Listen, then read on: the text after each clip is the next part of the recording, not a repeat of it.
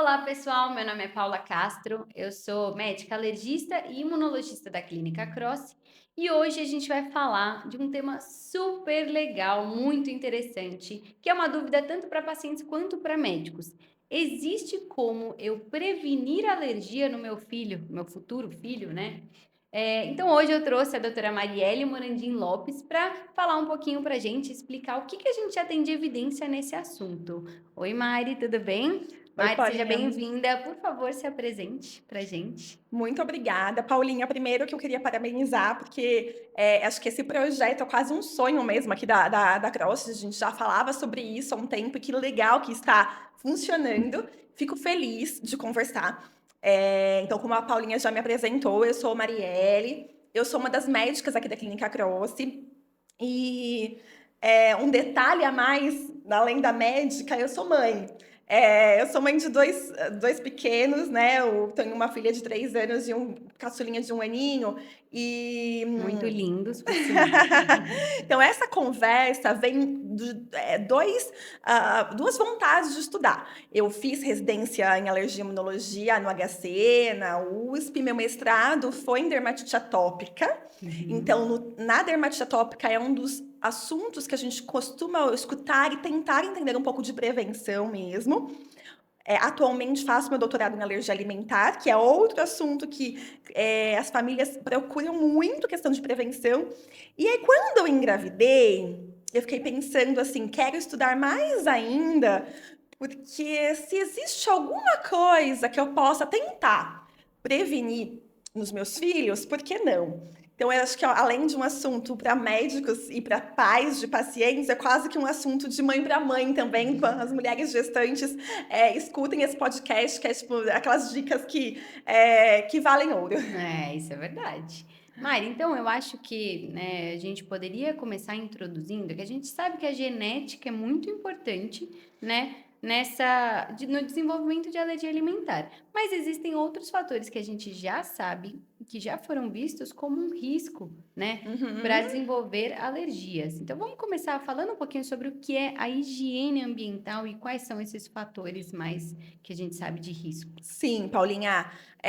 Respondendo bem diretamente, um dos fatores protetores, pensando principalmente em microbiota, a gente fala sobre o tipo de parto. Então, Sim. a via do parto, a gente já sabe que a via de parto natural, parto normal, ele acaba propiciando que esse bebê, no canal de parto, tenha um contato com uma microbiota que vá fazer um desenvolvimento mais ativo de tolerâncias, e isso, em tradução da parte imunológica, é uma chance menor de alergias. Uhum. Lógico, ai, Marielle, eu vou ficar insistindo num parto normal quando não tem uma segurança para esse bebê? Óbvio que não, né? A Claro, cesárea é. tá ali super bem indicada muitas vezes e nem sempre o parto vai ser uma segurança de que não vai ter alergia, não é isso. Mas se a gente for pensar na questão ambiental, o tipo de alimentação que essa mãe faz ao longo da gestação, então evitar os ultraprocessados, a gente vai falar um pouquinho mais sobre alimentos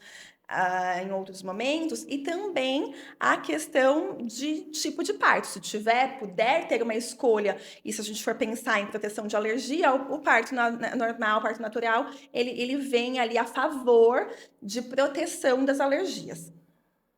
Mari, eu acho que eu vou até me corrigir, porque eu acabei de perceber, a gente fica tão focado em higiene ambiental, e na verdade não, desculpa, era teoria da higiene. Sim. Queria que você explicasse um pouco o que é essa teoria da higiene, na verdade, Aham, né? Acho que é aham. isso, envolve Isso os envolve. fatores. Mas eu super entendi, Paulinha, porque a gente na alergia, a gente já fala muito sobre essa proteção exacerbada, que ai, não, às vezes eu vou deixar o meu Uma filho numa bolha, né? Isso bolha, também vale para quando a gente já um tem as monte de álcool crianças, né? gel, né? Não Usando vou deixar minha criança brincar na terra, ai, eu tenho medo que ele vai se expor. E na verdade, a expor gente aos pets também, os né? Dentro de animais. casa, E, na animais. verdade, já tem estudos, inclusive em pets, falando sobre pets, tem estudos que comprovam que quando eu já tenho um animal de estimação em casa, eu tenho menos chance do meu filho ser alérgico depois, quando ele nasce num ambiente que já tem pet. E essa questão da exposição mesmo Isso. a ambientes que não sejam totalmente estéreis, a gente vai Uhum. colonizando o nosso microambiente ali, tanto né, desde a época da gestação, com o tipo de alimento que a gente consome, mas com esse tipo da via do parto também, e proporcionando sempre olhar para o microbiota. Eu quero ter uma microbiota mais diversificada, Uhum. mais tolerogênica. E esse tolerogênica a gente tende a entender que algumas bactérias do bem ali protegendo e fazendo mais uma tolerância imunológica, mais uma resposta de regulação. Porque eu brinco que a gente tem algumas vias imunológicas, né? A Uhum. via, a gente chama essas vias são os caminhos como se fossem estradas, né? Então é como se a gente estivesse pegando estradas e nas estradas tem umas sinalizações, umas plaquinhas. Se você quer ir para a unidade da Cross de Jundiaí, você vai pegar ali a estrada com a plaquinha de Jundiaí e vai seguir reto. Se eu quero ir para Catanduva, minha cidade natal, eu vou Uhum. seguir ali a plaquinha de Catanduva. Nas estradas imunológicas, as vias imunológicas, o idioma que está escrito na plaquinha dessa estrada são as interleucinas. Então, quando a gente fala das Uhum. interleucinas, que são esses mensageiros químicos que nos levam a algum caminho, esse idioma das interleucinas, quem tem já familiares alérgicos, e aí isso é importante por conta da Sim. genética que você falou, pai e mães alérgicos, tem uma tendência ao filho entender que a plaquinha da estrada está seguindo o caminho do TH2, a É. inflamação T2, que hoje a gente fala, que são interleucinas mais importantes no desenvolvimento de várias das doenças da marcha atópica. Dermatite atópica, asma, rinite e, mais recentemente, alergia alimentar, esofagite eosinofílica. Sim. E esse meio de interleucinas, ele vai compensando com outros lados da estrada. E qual que a gente quer principalmente? Algumas interleucinas que nos levem à regulação, tá? Sim. Qual que é a regulação? A interleucina 10, TGF-beta, tudo num equilíbrio imunológico, né? Mas esse caminho, essa estrada da regulação, então a gente consegue com alguns tipos de dietas mais variadas, que tenham bastante verduras, legumes, fibras, que tenham menos Uhum. ultraprocessados, que não se use de preferência, quando possível, antibiótico ao longo da Sim. gestação, e Sim, nem no momento do verdade. parto, ou, né, pensando já no bebê também, muito menos ainda no recém-nascido, a via de parto, como a gente comentou agora há pouco. Então, tem Sim. vários cuidados que a gente tende a fazer para tentar sinalizar na plaquinha da regulação imunológica. Gostei, gostei da Gostou? sua Do sua meu caminho? explicação dos caminhos, gostei. E Mari, aproveitando então, você falou em dieta. Qual que é a dieta que você recomendaria para uma gestante que teria evidência de uma diminuição nas alergias? Existe isso? Pois é. Em relação à dieta, não existe nada comprovado que se eu fizer, ai, a dieta do Mar Vermelho vai ser a dieta. O que se sabe são sobre a qualidade dos alimentos. Isso para todo mundo e para prevenção de alergias também. Uma dieta com maior quantidade de nutrientes, aquela diquinha básica do descascar mais, né? E abrir menos Uhum. pacotinhos. Diminuir ultraprocessado.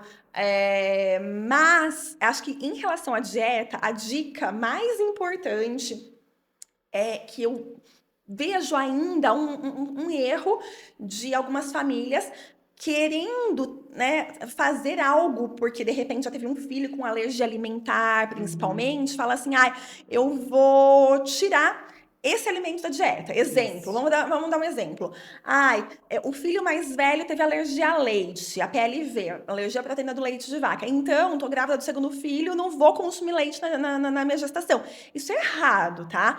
Não existe nenhuma evidência que a gente precise tirar e que a gente deva tirar algum alimento para tentar proteger de alergia. Isso é justamente o contrário, uma dieta mais diversificada e olhando para a qualidade daquele alimento dentro daquela Mais alimentação. saudável, né, diversificada, saudável. Saudável. Inclusive teve uma meta-análise da doutora Karina Venter, aqui é mais voltada, assim, para os médicos, que avaliou exatamente isso. Qual que é o risco de ter alergia? Em menos de 2 anos, né, as crianças desenvolverem rinite, asma, dermatite, alergia alimentar. E viu-se que essa dieta, e aí ela mostra, são vários índices, né, vários Uhum. scores para fazer essa dieta, inclusive eu fui olhar, não pontuei muito bem, preciso Ah, melhorar minha dieta, mas quando estiver grávida. mas para o futuro. É a que mostra, inclusive, Isso, iogurtes. Uhum. iogurte, as fibras, e ela fala exatamente o que mostrou de evidência foi realmente uma dieta diversificada e saudável, Sim. principalmente fibras, legumes e iogurte. Uhum, Então, esses foram os uhum. alimentos que ela falou. Sim. Então, realmente, acho que ainda é estudo que ainda vamos ter vários pela frente. Nossa dieta mudou muito nos últimos anos, né? Uhum. Cada vez mais a gente está consumindo ultraprocessados, com aditivos, conservantes, tudo isso, e Uhum. realmente isso está influenciando cada vez mais. Então, é Sim. importante a gente começar a observar até durante a gestação, para quem quiser, então, né? Acho que esse é um primeiro passo. É, com Observar a certeza. sua a A dieta da dieta, gestante. claro. Uhum. E suplementação, Mari? Uhum. Suplementação de vitamina D, vitamina C, ômega 3, existe evidência? Então, esse tema eu acho bastante interessante, justamente, Paulinha, eu, depois de estudar um pouco esse tema, me interessar por esse tema, tem uma consulta que às vezes a gente até consegue fazer, então é uma possibilidade. O paciente, nossa, eu já faço isso em algumas pacientes que acompanham. Estou gestante, doutora, quero fazer uma consulta pré-natal, mas para avaliar a parte de alergia. Assim como às vezes existe a consulta pré-natal com o pediatra para conversar sobre o plano de parto, para escolher qual que é esse pediatra que vai recepcionar o recém-nascido, existe essa pré-consulta, essa consulta na avaliação pré-natal, ainda com a gestante, com o alergista e imunologista. E nessa consulta, eu brinco com a paciente que a gente vai fazer a avaliação pensando em cada trimestre. Então, no primeiro trimestre, o que, que dá para suplementar? Lógico, junto, né, em parceria Sempre, com o né? obstetra, o Uhum. segundo trimestre e pensando também no terceiro trimestre, já mais perto do parto, algumas recomendações, inclusive de proteção, que existem algumas evidências, quando o recém-nascido nasce. No primeiro trimestre, algumas suplementações já são as básicas das gestantes, com aqueles suplementos polivitamínicos que o obstetra costuma orientar, mas muitas vezes o polivitamínico tem uma quantidade baixa de vitamina D e de ômega 3. Tanto o ômega 3 quanto a vitamina D, existem estudos na literatura, alguns a favor, outros contra, de que existe uma plena evidência que vai proteger, tá? Mas alguns comparam e até colocam uma superioridade, ou seja, o ômega 3 vindo até com um potencial de prevenção maior que o próprio aleitamento materno. Para ter ideia, a gente sabe que o aleitamento materno ele é importantíssimo para Sim. inúmeros fatores, né? Inclusive de proteção imunológica contra alguns agentes, antes do bebê tomar todas as vacinas. Mas para essa questão, principalmente de dermatite atópica, e aí a gente extrapola às vezes para outras alergias, o ômega 3 ele vem interessante. E muitas vezes, na suplementação básica ali do polivitamínico da gestante, a gente não tem o suficiente. E a nossa dieta ocidental nem sempre tem uma fonte de peixes que vão ter uma quantidade suficiente de ômega 3. Então, vale esse olhar para o ômega 3, vale esse olhar para a vitamina D, com um Sim, cuidado muito grande também para não passar de doses tóxicas, isso. porque tem, né, Uhum. também tem gente que vai para um extremo e começa a suplementar, Doses acha que excessivas, não né? vai ter problema nenhum, e aí tem É. doses excessivas que a gente sabe que são Muita gente acha tóxicas. que vitamina, pode Não, suplementar, e a não gente vai ter sabe que a problema. vitamina D é até Mas um tem. hormônio, inclusive, e Sim, mesmo qualquer exato. vitamina, mesmo que não seja a vitamina D, tem sim seus riscos. Mas por isso que essa avaliação é interessante, junto com o obstetra, até porque os pacientes vão fazer uma avaliação nessa fase do primeiro trimestre, no segundo trimestre, e um olhar para a alimentação, como a gente já falou, uma alimentação bem diversificada. No segundo trimestre, basicamente manter essa suplementação que já vem desde o primeiro trimestre, ou começar a ajustar quando ainda não está suficiente. De repente, a gente pega, às vezes, um paciente com nível baixo de vitamina D, abaixo de Uhum. 20, por exemplo, é muito baixo, principalmente ali na gestante, né? Uhum. Bom, o que mais? E a gente faz esse olhar e já começa a conversar sobre não excluir nenhum alimento. Sim, Não acho que é excluir muito nenhum alimento. importante, né? Então, de suplementação seria basicamente olhar para isso. E a fase do terceiro trimestre é uma fase que eu gosto bastante, porque vai se aproximando do parto e alguns cuidados na prevenção também quando o bebê nasce, né? Tanto nessa gestante que, né, no terceiro trimestre, alguns probióticos, me fala se eu tô antecipando, adoro esse tema. Você vai Tá perguntar, aqui, tá né? Eu sei aqui porque esse já, tema mas pode todo mundo. falar, A Mari. gente não combinou antes, viu, gente? Pode falar. Mas muita gente pergunta. Muita gente pergunta assim, e probiótico? Porque tá na moda, né? Tá. Não só o prônio, mas a gente tem outros também, né? Pré, pós, Sim, simbióticos. sim, Hoje a gente tem sim. bastante coisa. Sim. E aí, numa conversa tá bem informal, e eu gosto do podcast, por isso que a gente pode conversar Dá como se a pra gente estivesse gente conversando ali, discutir. né? É isso. A dica mesmo. Assim, tem alguns probióticos, os lactobacilos LGG, os raminosos LGG, são algumas das cepas mais estudadas, principalmente em dermatite atópica. E acho que o maior cuidado que eu falo para as minhas pacientes, por isso que eu gosto de fazer esse tipo de consulta em quem até faço em todo mundo, lógico, mas quem já tem um vínculo, porque não dá, não existe nada. Então, assim, se a gente for querer existe alguma coisa que eu tenha como É. garantir que não vai ter alergia? Acho que é até Não. uma coisa que a gente tem que explicar, né, para os É, pacientes, porque às vezes vai é, chegar no seu consultório e falar, mas eu fiz tudo tudo. certinho, e Às vezes mesmo assim. isso. Então, E às até para vezes, aliviar a culpa também daquelas mães que já têm um filho alérgico e sim. falam assim: nossa, que eu O podia que que ter eu feito fiz de tudo isso. errado? Isso tudo é assim, são acréscimos que podem acontecer. Então, no terceiro trimestre, às vezes a gente usa alguns probióticos, sim, como uma tentativa, com algumas evidências, mas não existem estudos com meta-análises muito Uhum. ricas sobre isso, mas que algumas possibilidades, sim, de usar um probiótico no terceiro trimestre. Agora, o que existe com mais força científica e tudo mais, é logo que o bebê nasce, não fazer o banho nas primeiras horas. Hoje, em Hum. várias maternidades, e aí eu posso falar por experiência própria, fiquei muito feliz quando na maternidade me perguntaram se eu queria que o banho acontecesse no primeiro dia, ou se a gente esperaria realmente as primeiras 24 horas lá de Nossa, Mari, eu vida. não sabia disso. Não É. sabia, que legal. Isso é interessante, porque toda aquela proteçãozinha que o bebê nasce, aquela camadinha, aquele casozinho que que o bebezinho nasce, é uma camadinha de proteção. Falando, inclusive, sobre aquela sua pergunta inicial, da teoria da higiene. Então, se a É. gente já vai lá, parece que Na quer, né, microbiota. limpar o bebezinho, esterilizar, passar shampoozinho, Primeira sabonetinho, coisa, tira, passa tira tudo. toda a camadinha de proteção num recém-nascido, expõe ele. Não, a gente mantém, idealmente a gente mantém, o banho vai acontecer só depois das primeiras 24 horas de vida. Então deixa ali o nenenzinho Puxa. com o cheirinho de que ele veio ao mundo mesmo, uma delícia. É uma coisa assim, para quem, inclusive recomendo, viu, Paulinha? Vamos lá, vamos ter filho que é uma delícia. Calma, calma, E Mari. aí, mas é isso. Então, assim, e nessa nessa avaliação, a gente faz toda essa programação. Então, primeiro trimestre, Legal. segundo trimestre, terceiro trimestre, e às vezes ficam as dúvidas, mas a gente dá dicas até quais os hidratantes que eu vou usar.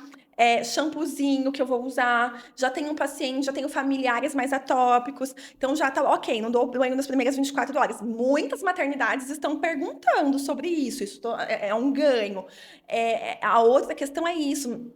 Qual Quais uso, produtos uso são lenço bons para umedecido, não bebê? uso lenço umedecido, uso shampoo de marca XYZ, É, né? também Qual, direcionar com para os cheiro, sem produtos. cheiro. A Legal. hidratação logo depois também, né? Logo Sim. depois do banho. A gente orienta algumas questões que podem ajudar na prevenção logo que esse bebezinho nasce. Eu falo assim, é interessante porque auxilia até na hora de comprar o enxoval. É verdade. O que eu vou Já comprar, vai se né? preparando para isso, é Sabe que tem verdade. alguns produtos, e muitos no mercado, que tem alguns alimentos. Então, tem Sim. frutas, tem proteínas alimentares. E quem tem uma tendência a fazer alergia, tudo que você passa na pele é um caminho que a gente não aprendeu a tolerar, ou seja, reconhecer e caminhar na estradinha da tolerância via pele. A gente aprendeu a comer alimento. Passa, né, pelo esôfago, estômago, intestino, e lá nesse caminho ele vai seguindo algumas plaquinhas de regulação. Quando é direto pela pele, ainda mais num recém-nascido que já tem uma tendência a fazer dermatite, por exemplo, é o paciente que tem mais chance de desenvolver alergia alimentar. Então, esses cuidados dos tipos de produtos que eu vou usar na pele. Tem alguns pacientes que chegam falando, eu tô dando banho com sei lá o quê, ai, me dá até um frio na barriga, assim, quando eu vejo que tá É. passando alguns alimentos na pele. Entendi. Não, super importante mesmo. E Mari, e a dieta da gestante, aliás, da puérpera, né? Quando tá amamentando, também tem indicação de suspender alimentos nessa época? Boa, nossa, isso é super importante. A gente fica com uma culpa já, né? Porque, principalmente porque bebê tem cólica, você acha que foi alguma É, coisa que você comeu. você Bebê tem comeu. refluxo, foi outra coisa. A gente vai ficando doido. Mas em relação à prevenção de alergia, não. Tá? Não tem que excluir nada. É muito pelo contrário, assim, tudo aquilo que a gente consome de alimento e tudo mais, a menos que esse paciente já tenha algum diagnóstico e tenha que suspender por algum diagnóstico, mas se não tem que fazer exclusão para evitar uma alergia alimentar, nem na gestação e nem na lactação, né? Tá, Enquanto ela está amamentando essa criança. importante, né? E agora vamos passar então para a introdução alimentar, né? Sim. Como que funciona a introdução alimentar? A gente sabe que existe uma janela imunológica, até queria que você explicasse um pouco para o pessoal de casa. E quando introduzir, quando é o melhor momento para a gente introduzir esses alimentos que a gente sabe que são mais alergênicos, digamos assim. Uhum, uhum. Isso é algo que tem mudado nos últimos anos também. E alguns estudos fora do Brasil, Estados Unidos, Europa, mostraram uma diferença e uma proteção quando a gente introduz o alimento até mais cedo. Uhum, Aqui no Brasil, a gente não faz nenhuma recomendação de introduzir um alimento antes dos 6 meses de vida. Mais de 6 meses a um ano, é uma janela imunológica, que aquele bebezinho que acabou de nascer e está escolhendo a estradinha que ele vai seguir, ele tem uhum, mais chances de pegar as plaquinhas daquele caminho final de chegar na tolerância, que é a regulação, uhum. né? São os linfócitos T reguladores. E não seguir os caminhos de alergia, de doenças autoimunes. Então, pensando nessa prevenção de alergia, a gente vai introduzindo todos os tipos de alimento. Mas eu posso colocar ovo, eu posso colocar amendoim, pode colocar tudo na dieta. Camarão, muita gente pergunta, e o camarão? A dica, que aí acho que é a diferença, pode introduzir tudo, mas a gente tem muito mais falado sobre incorporar na dieta do que introduzir. Uma Uhum. palavrinha diferente que muda todo o significado. O que eu vou colocar na dieta? Aquilo que faz parte da rotina da minha casa. Exato. Não adianta, da prevenção de alergia, eu só introduzir um alimento, dei uma vez para essa criança, depois eu vou ficar meses sem colocar. É pior, então não coloque. Ai, doutora, camarão a gente come na minha casa 2 vezes no ano. Então, se eu for fazer para o meu filho, ele vai comer depois de meses. Não, então deixa a vida acontecer naturalmente. É, Agora, aquilo que faz parte da rotina, a gente come toda semana, ou pelo menos a cada 2 semanas a gente come isso, pistache, castanha de caju, sei lá. Aí pode colocar. A gente deve ir incorporando, colocando tudo que faz parte da rotina da família. Acho que Lógico, isso é super menos os importante. ultraprocessados. É, a gente já sabe que os ultraprocessados Esses não. nunca. Não, mas realmente muito importante. Acho que até tem sido falado bastante da nutrição, né? E nesses casos, individualizar cada caso, porque as famílias realmente têm dietas diferentes, né? Tem Sim, qualidades, até financeiramente também claro. diferem. Então, às vezes, não Uhum. tem condição de ficar comendo Hábito, camarão, os hábitos, hábitos, onde mora, né? onde mora, Esse tipo de exato. consulta, inclusive, dessa avaliação pré-natal, acho interessantíssima, porque funciona muito bem por telemedicina. Verdade. E às vezes a gente atende pacientes de fora. E é muito sobre isso, igual você falou, individualizar, porque de repente no Nordeste se comem muito mais crustáceos do que a gente come aqui no estado de São Paulo, por exemplo. Exatamente. Então, realmente, acho que varia, né? Varia. Mas a gente sabe que essa introdução diminui até 33% as chances de desenvolver alergia alimentar. Sim. Essa introdução antes dos 12 meses. É. Sabe que sobre isso, inclusive, muita gente pergunta sobre exames de alergia e tudo mais.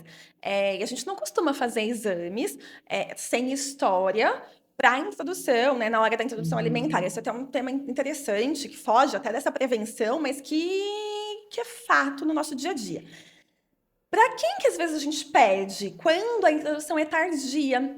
Em quando que a gente chama a introdução tardia de algum alimento? Depois de 1 ano. Tá? Sim, Então, em ainda quem não já tem fatores comeu de risco, familiares alérgicos, ou com alergia alimentar, ou com dermatite dermatite atópica, atópica. e a introdução é tardia, entenda-se o tardia após 1 ano, justamente por isso. Aumenta a chance de desenvolver alergia alimentar se a gente tarda muito essa introdução do alimento. Sim, até gostaria de lembrar que o nosso mantra, novamente, É. é IgE, então o exame para IgE específica dos alimentos não diagnostica uma alergia. Então é sempre importante você conversar com o alergista para saber se realmente, né, é o certo a conduta, excluir ou não, né? Realmente isso. Ah, Nossa, introduzir tardiamente, o que que a gente faz? é Eu isso acho que é mesmo. super importante. IgE, né, exame de alergia não faz diagnóstico, a gente depende Exato, muito mais da história clínica, porque ele exatamente. sozinho pode ser só uma sensibilização que é totalmente diferente da alergia, porque na sensibilização aquelas células da regulação estão funcionando. Eu posso ter um exame positivo ali, mas mesmo assim ele entendeu o IgM, caminho e regulou, criou linfócito regulador, isso aí. Então, né? acho que é muito importante isso, né? A gente sempre lembra É, aqui, já falei em alguns nosso episódios, mantra. Ai, boa! já falei algumas vezes aqui. Mari, mais alguma contribuição que você viu recentemente, alguma coisa nova? Acredito que a gente tem explorado bastante Esse tema, esse né? tema, Paulinha. Então, assim, acho que um resumo que a gente pode fazer é que esse tema está bastante em alta porque a gente se preocupa tanto, e aqui eu vou me colocar como mãe também, que eu falei que esse adendo, o meu currículo eu ia colocar, principalmente nesse podcast como mãe. A gente se preocupa tanto e compra coisas e investe em acessórios que às vezes nem vão ser úteis. Uhum. E consultas pensando na parte da prevenção, eu acredito, tenho, né, certeza que são investimentos que a gente deve fazer como mãe, seja com um pediatra que vai ter. Eu fiz isso como paciente, escolhendo o pediatra que fosse fazer o parto dos meus filhos. Tem uma coisa, bem lembrado, que eu conversei muito com o pediatra na hora Uma dúvida que você tinha. antes, não, pra gente estabelecer muito. Não dar fórmula de leite na Sim, a maternidade. gente Então, estava assim, esquecendo da fórmula, né? nossa, Paulinha, ainda bem que a gente lembrou. Porque, assim, foi uma dessas consultas, né, do pré-natal, mas ali antes, ainda gestante, quando eu conversei com a pediatra que faria a sala de parto dos meus filhos, eu tive a sorte, o preparo também de ter parto normal e tudo mais, mas eu conversei muito com a pediatra. Eu falei assim, olha, para mim, a via de parto, eu quero entender que eu vou colocar segurança para o meu filho em primeiro lugar. Mas uma coisa você me garante, você só vai dar fórmula em último caso, em último, em último, em último. É colocar direto no peito, porque uma das chances de aumentar a alergia alimentar é naquele bebezinho que não sabe ainda o caminho que vai seguir, ainda tá tão... Não deu tempo dele entender, a gente vai lá e dá um alimento já, que às vezes vai ficar um tempo, inclusive, depois sem dar de novo. Exato. Aí ele se sensibiliza e nessa tempo sem fazer, mais que sensibilizar, ele pode se tornar alérgico, tá? Então, evitar a fórmula na maternidade. Esse é, acho que é a cereja do bolo em relação à prevenção da alergia alimentar. E uma consulta com um especialista vale muito a pena, porque a gente pode planejar e tirar essas dúvidas em relação às possibilidades e contribuições que, se tiver algo para tentar prevenir, por que não? Né? Acho que essa é a nossa maior contribuição mesmo. E eu fico à disposição, né? Qualquer Que dúvida bom. podem enviar nos canais ali da Cross que a gente responde. Mari, muito legal a nossa conversa. Achei super legal esse jeito que você estrutura realmente essa consulta. Então, temporal, né? Uhum. Mais um cronogramazinho, primeiro, segundo, terceiro trimestre, depois alimentação da criança cosméticos, o que usar, né? Exato. Exatamente, evitar cosméticos, no caso. E às vezes a gente nem pensa nisso, vai pensar nisso, o bebê tá para nascer. Eu vou lá, o que que eu compro, né? E se você já se planejou antes, é Com super certeza, é mais importante. importante planejar, né? Agora eu queria fazer com você algumas perguntinhas que a gente tem feito aqui nos nossos episódios. É um bate-pronto. Então, te pergunto, você responde sem pressão também, Tá não se bom. preocupa. Agora eu fui pega de surpresa, hein? Tá bom. Então, vamos lá. Um mito que você gostaria que acabasse na alergia e imunologia. Um mito que não tem nada a ver com o tema, mas que contraste, quem tem alergia a contraste tem a ver com alergia a camarão. Quem tem alergia a camarão não pode fazer contraste iodado. Alguém já falou esse mito? Nossa, não Não, é. ainda não falaram, mas que bom Olha, que você lembrou. não tem nada a ver, Tem gente. vários formulários que a gente tem que preencher na hora de fazer Muitos, exame com contraste, tá lá. Você tem muitos, alergia a frutos do mar? muitos. Não tem Muitos, nada a ver, muitos. né? Acho que é importante, A realmente. alergia ao camarão não é pelo iodo, é pelas proteínas do camarão. Existe a Exatamente. reação ao contraste, ponto, Uma existe a coisa, reação ao camarão, mas uma coisa não tem nada a ver com a outra. Então, acho que esse é um mito que eu exatamente. queria que Nossa, que acabasse. bom que você trouxe isso, Mari. Um conselho de ouro que todo paciente ou pais de pacientes deveriam ouvir. Que o IgE sozinho não faz diagnóstico de alergia. É o nosso mantra Nossa, da mantra. alergia. E esse, assim, eu vejo muito recorrente. Eu tirei algum alimento porque o IgE, o exame veio positivo. E já comia, né? O paciente É, comia, tava comendo, a pessoa tira, nunca teve alergia. é, Realmente, isso é um problema para nossa especialidade, é. né?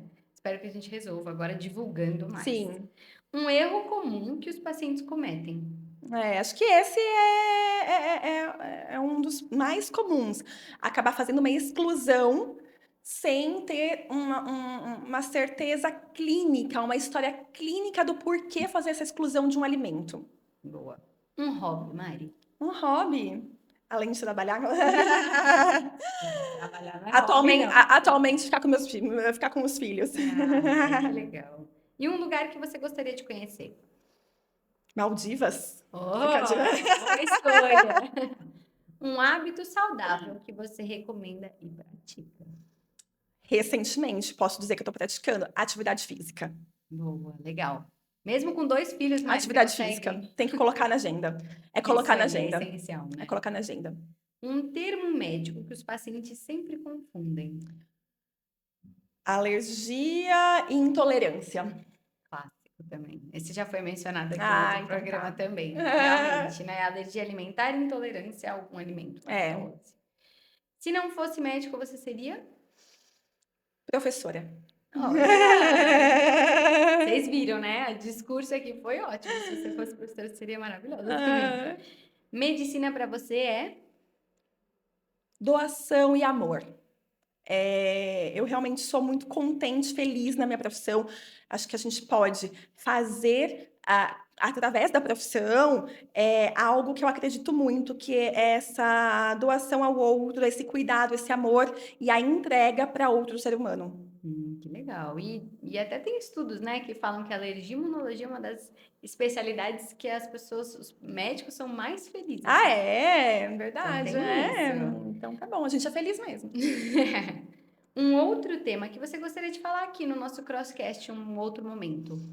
Tem bastante coisa. Acho que em relação aos tratamentos das alergias alimentares, que tem mudado tanto, muita gente tem dúvida. E com certeza o spoiler é que a restrição não é mais a única opção. Isso aí.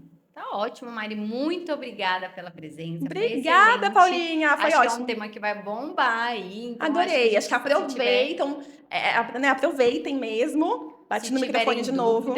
Eu vou ter um monte de corte aqui, porque eu trombei no microfone. Mas, olha, gostei muito, viu? Pode me chamar, Paulinha. Pode deixar. Eu ainda tenho muitos temas de alergia alimentar que eu vou te chamar. Muito obrigada, viu? Obrigada. E, gente, se vocês gostaram, curtam, comentem, compartilhem com quem vocês conhecem que gostariam de saber também isso. Para os médicos e até para os pacientes, se tiverem interesse, eu vou deixar algumas referências aqui do que a gente falou, dos estudos que a gente falou, tá? Para a gente mostrar que a gente está fazendo algo baseado em evidências, tá bom? Então, muito obrigada, Mari. Obrigada a você. Até a próxima. Esse podcast tem caráter exclusivamente educativo e informativo. O conteúdo não substitui a avaliação, diagnóstico ou tratamento médico. Em caso de dúvidas sobre sua saúde, procure sempre um profissional habilitado.